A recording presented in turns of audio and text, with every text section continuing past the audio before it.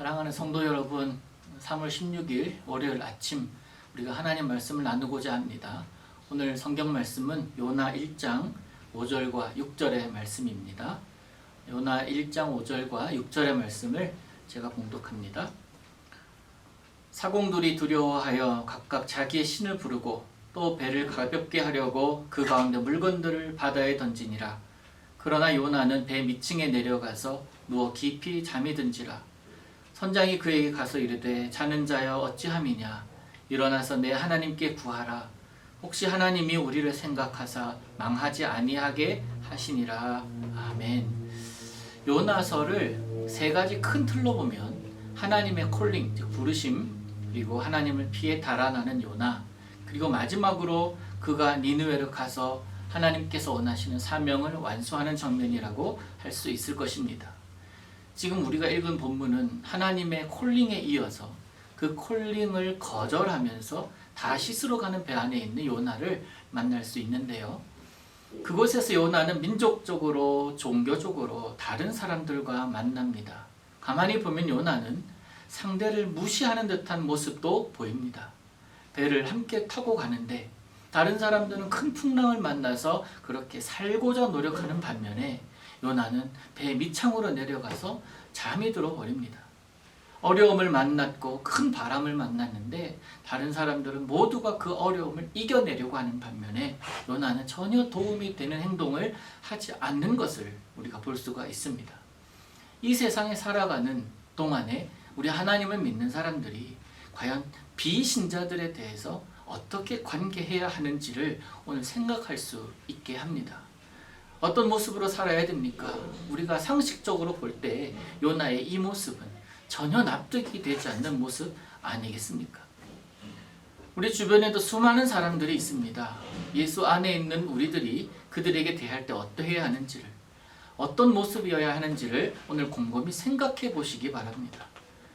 우리 주변에 있는 사람들 중에도, 또 우리 직원들 중에도, 우리와 함께하는 사람들 중에도 우리가 예수를 믿는다는 것을 아는 자들도 있고, 또 그들이 우리를 알든지 모르든지 우리는 우리답게, 예수를 믿는 자답게, 하나님의 사람답게 살아가야 될 의무가 있는 사람들입니다. 여러분, 오늘 살아가실 때에 하나님의 자녀답게 행동해야 함을 잊지 마시기를 바랍니다. 한편 큰 바람이 불어서 폭풍이 시작되자 모두가 두려워합니다. 나쁜 날씨 정도가 아니라 그들이 감당할 수 없을 만큼의 폭풍입니다. 그때 요나는 배 밑에 들어가 있습니다. 그리고 잠을 청하고 있습니다. 충분히 의도가 된 모습입니다. 이 폭풍이 자연재해가 아닌 자신의 죄로 인함이라는 죄책감을 버리기 위함일 수도 있었을 것입니다. 선장이 요나를 발견합니다. 그를 흔들어 깨우면서 말합니다. 꾸짖었을 겁니다. 우리가 죽게 된 것이 안 보이시오? 어째 이런 상황에서 이럼에도 불구하고 잠을 잘 수가 있어? 이 어려움에 무관심할 수가 있어? 세상이 교회를 향해서 말하는 말일 수도 있습니다. 코로나 바이러스로 인해서 교회가 스스로 감당해야 될 것이 분명히 있습니다. 해도 되고 하지 않아도 되는 것이 아닙니다.